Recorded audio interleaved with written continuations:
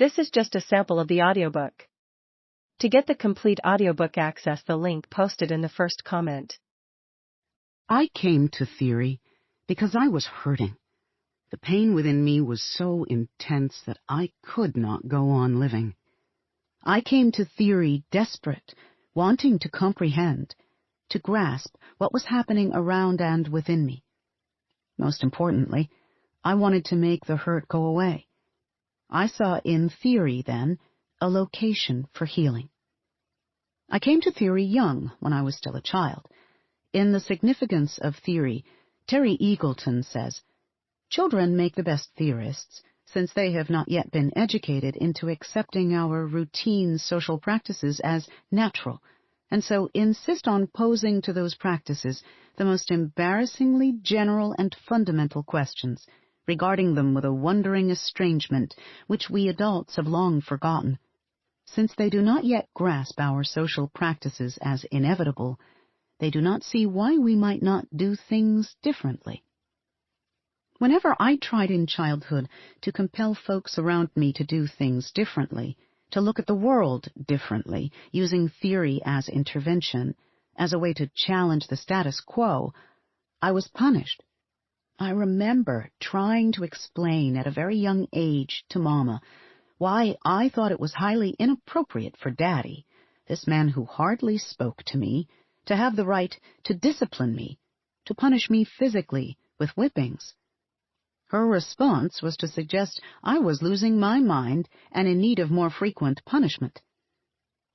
Imagine, if you will, this young black couple struggling first and foremost to realize the patriarchal norm, that is, of the woman staying home, taking care of the household and children while the man worked, even though such an arrangement meant that economically they would always be living with less. Try to imagine what it must have been like for them, each of them working hard all day, struggling to maintain a family of 7 children, then having to cope with one bright-eyed child relentlessly questioning, daring to challenge male authority, rebelling against the very patriarchal norm they were trying so hard to institutionalize. It must have seemed to them that some monster had appeared in their midst in the shape and body of a child, a demonic little figure who threatened to subvert and undermine all that they were seeking to build. No wonder, then, that their response was to repress, contain, punish. No wonder that Mama would say to me now and then, exasperated, frustrated, "I don't know where I got you from, but I sure wish I could give you back." Imagine, then, if you will, my childhood pain.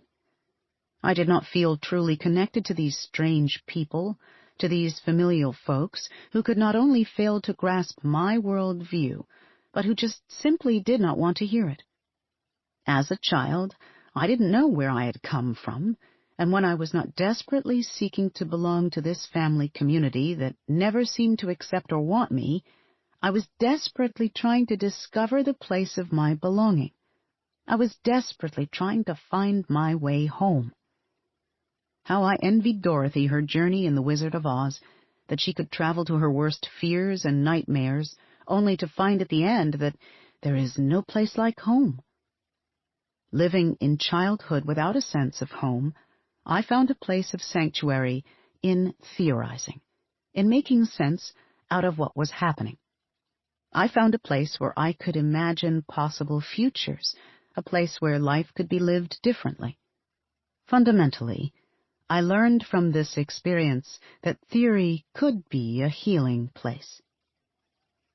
Psychoanalyst Alice Miller lets you know in her introduction to the book Prisoners of Childhood that it was her own personal struggle to recover from the wounds of childhood that led her to rethink and theorize anew prevailing social and critical thought about the meaning of childhood pain, of child abuse.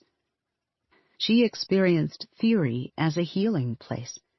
Significantly, she had to imagine herself in the space of childhood, to look again from that perspective, to remember crucial information, answers to questions which had gone unanswered throughout her study of philosophy and psychoanalysis.